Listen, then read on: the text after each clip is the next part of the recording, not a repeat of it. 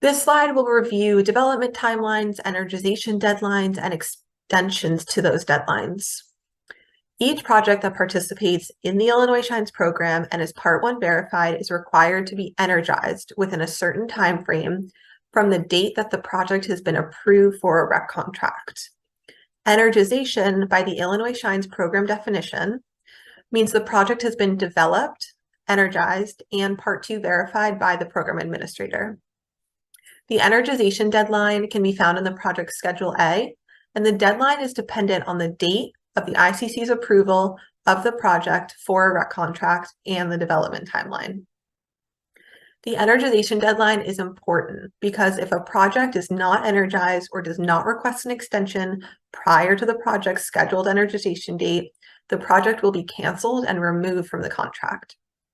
However, if a project is not expected to be energized by its scheduled energization date, an extension request may be made to the IPA, which we'll discuss in the next slide. As previously mentioned, the energization deadline is dependent on the date of the ICC's approval of the project for a REC contract and the development timeline. On the bottom, we have the development timelines for the various contracts and project types.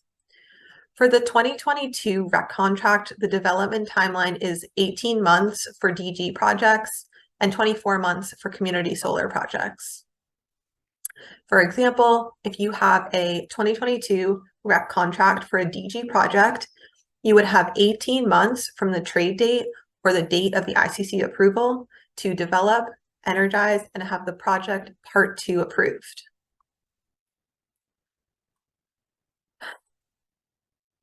Finally, if you won't be meeting that energization deadline, you will need to follow the process outlined for an extension request.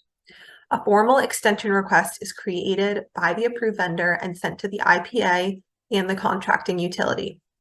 Approved vendors are encouraged to submit extension requests at least 5 business days ahead of the deadline.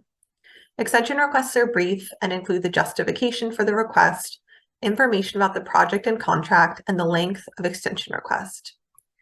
The IPA will review the extension request, and when the extension is granted, the IPA will formally notify the approved vendor prior to the scheduled energization date. Finally, the program administrator will generate a revised Schedule A with the project's new scheduled energization date, which the AV will now be beholden to.